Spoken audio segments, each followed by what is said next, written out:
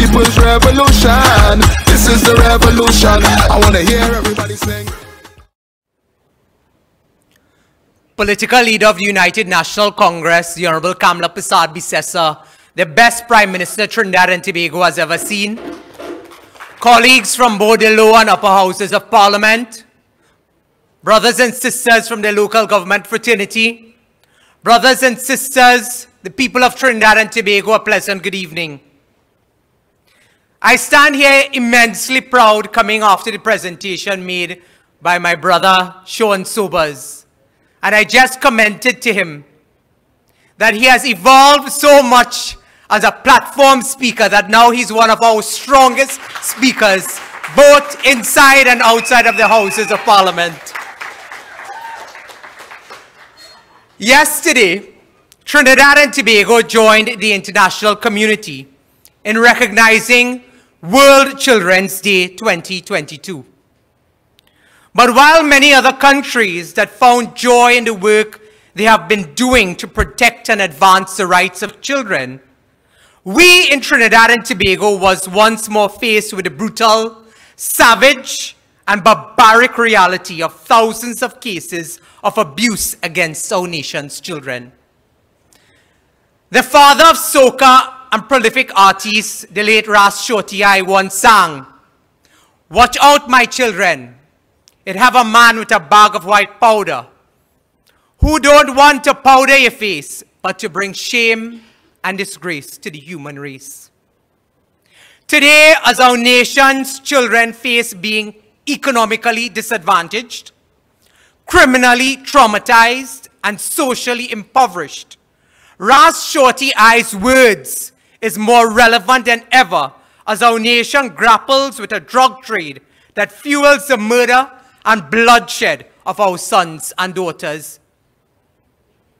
Brothers and sisters, in 2022, the reality that confronts us is not only the man with a bag of white powder,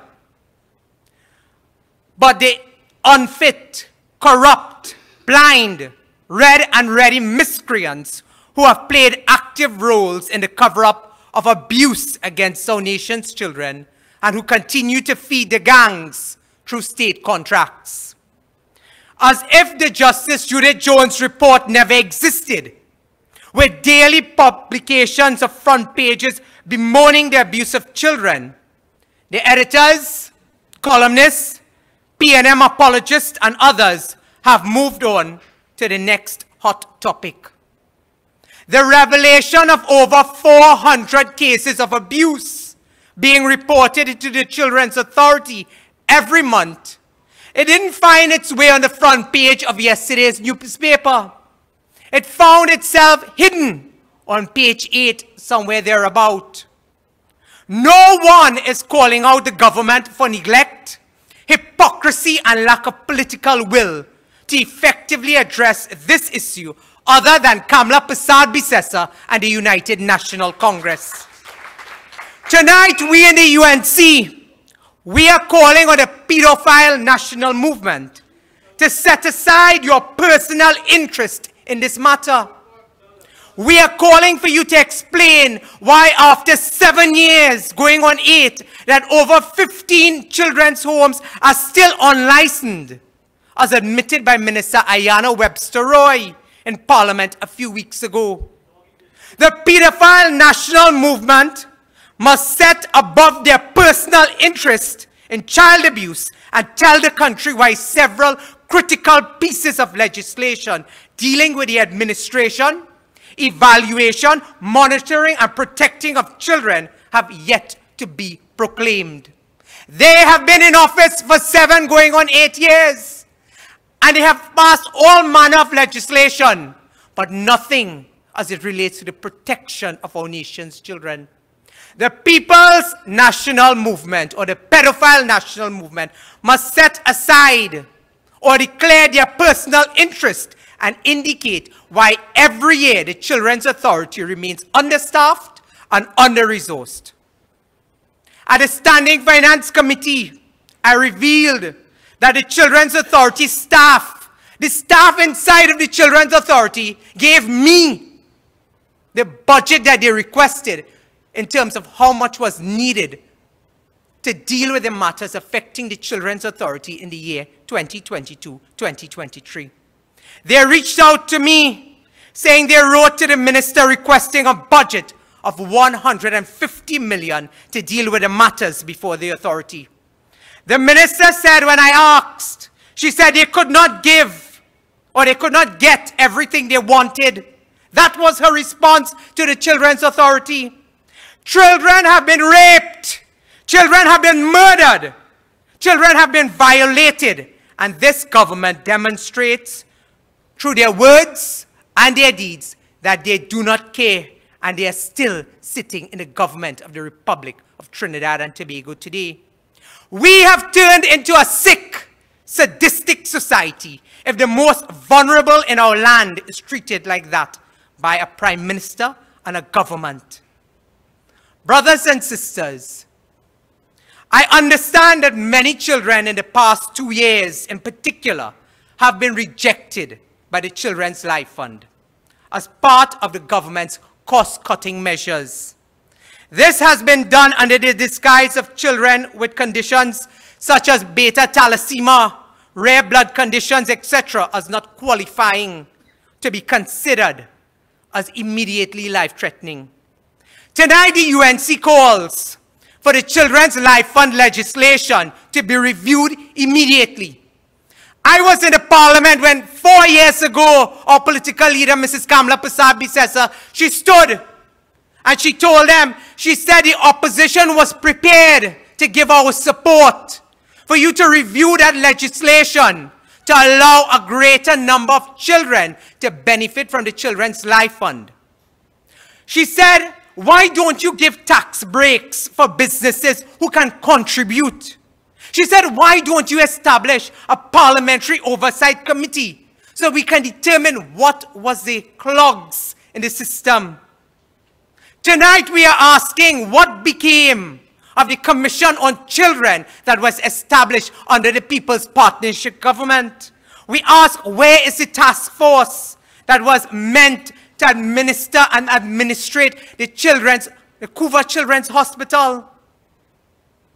The plan for that hospital, and Dr. Bodo is here, Dr. Bodo will tell you, the plan for that hospital was to ensure that pediatric medicine and specialty surgeries would have been offered here by training doctors coming out of Malaysia, training the Trinbagonian doctors, through the doctors from Malaysia and other areas that specialized in pediatric care to operationalize that hospital so that both in Trinidad and Tobago and in the wider CARICOM region, we could have brought in those children who need that specialty care to come to the Couva Children's Hospital.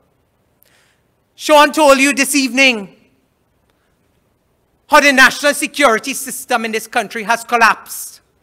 We have seen over the past few months with the information that is now in the public domain that our children through healthcare, through social services, are at their wits' end. Why? Because this government does not have the political will to remove rapists and predators from within these homes. And that is why we call them the people's, not the people's, the pedophile national movement. We know who you are. We know you for who and what you are. And that is why you refuse to protect our nation's children. Brothers and sisters, this evening, I understand why so little is being done to protect the people of Trinidad and Tobago. You see, these ministers seem to be so preoccupied, but I want to ask a particular minister this evening. You see, while that minister is fostering bundles of minutes on their smartphone, whether or not that minister who is in charge of young people to give them a greater opportunity, those people who are in those children's homes, those young ones, whether the ministers are too busy fostering these bundles because they are building palatial mansions for colleagues in St. Anne's. I want to ask whether or not these ministers are too preoccupied because their name is jumping up in a murder-suicide right here in San Fernando. Deputy Leader John, like I hear she get the same Zeppo that I got. But they say mouth open and story jump out. And there's more to come on that. Because there's a minister who likes to pride themselves on being on the job and among the people. Tonight I want to tell that minister, you can run, but you cannot hide. You can run, but you cannot hide. More is to come on that. Tonight I want to focus a bit on what has been happening in the water sector in our country. We have seen the entire collapse of the water sector. While many of you are fully aware that your taps are dry, despite assurances of a scheduled water supply, WASA's own documents on quality assurance shows that 70% of the country who is on a scheduled water supply does not receive that scheduled supply of water. The minister, Marvin Gonzalez, a few days ago, he jumped out of his whole self to say, well, we are going to establish these water modulated treatment plants. When Mrs. Bissessa told you that 5,000 employees were going home over the course of the next 2-3 years in WASA, what was also contained in that document was that these water modulated treatment plants will be built in this country, but it will now fall under its own board under the Ministry of Public Utilities. The commissioners will be hand-selected for this new company by the Cabinet of the Republic of Trinidad and Tobago. But tonight I want to ask Minister Marvin Gonzalez a question.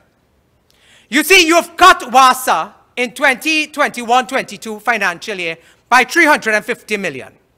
This budget gone, you have cut WASA by 250 million in the area of materials and supplies, etc. When we saw those massive floods and the pipelines collapsed right here in the Mosquito Creek, or as Dr. Munilal tells us, in Mosquito Crack. When those pipelines collapsed there and the pipelines in Caparo collapsed, the pipelines in Grandi collapsed, it was because of aging infrastructure that needed to be addressed. You don't wait for rainy season to come to go and inspect and monitor to make sure these corroded, dilapidated stations are not fit and are not in order. You do that in the dry season. But like everything else, they put the cart before the horse. And what we saw happen with these massive floods is a direct result of poor planning and incompetence by this People's National Movement administration. But then they come to tell you that the panacea to the problem is these water modulated treatment plants. Well, you hear a lie? That is a lie. You see, they're busy, as Deputy Leader John once told us. That cabinet is like a revolving door. You make one deal, a minister come out, a next one walk in, they make a next deal, another one come out. It's about friends, financiers, and family. And I want to warn Trinidad and Tobago tonight. When Marvin Gonzalez tells you that there are 10 water modulated treatment plants to come in this country, we must ask him, where the money coming from? You see in the document that Mrs. Wasabi says held up in the parliament, outlining that WASA workers were to go home. In that same document, what it says is that these water modulated treatment plants will be administered by a hand-selected board. They will determine who's sitting on that board. They will determine who gets in contracts. But tonight, I want to ask the minister, where is the capital investment coming from? You see the document Mrs. Wasabi says I held up, coming from WASA. What it said is that any capital investment to be done inside of WASA will be paid from the increased water rates that are to come in 2023. So they are picking your pockets to establish these water modulated treatment plants to fill their own pockets. That is the bottom line. That is the bottom line of what is happening in the water sector of Trinidad and Tobago. Brothers and sisters, this evening, many of us, we were horrified to have listened to those tapes coming out of the Commission of Inquiry into Paria. And a few minutes ago, an article came out, and one of the headlines said, the diver's last words that was captured on audio, and I quote, God will save us. Trinidad and Tobago, our circumstance is very different from those who perished tragically in that pipeline. And while they said God will save us, I say to you, we are in different circumstances because we have life, we have breath, we can do something. God helps those who help themselves. Get up, stand up, help yourself, fight for your country. You know, I heard a few weeks ago one minister introducing the Prime Minister, and she spoke glowingly and used very religious, sanctimonious, godly words to describe the Prime Minister. I want to say to that minister tonight, some call her Sindura, I want to tell that minister tonight, stop prostituting religion for position and minister work. Stop prostituting religion for position and minister work. Because you see, while those divers died at the hands of your government, while they died at the hands of your government, they said in their dying words, God will save us. To the people of Trinidad and Tobago, I say, get up, stand up, and God helps those who help themselves. Time to help yourself. People, freedom.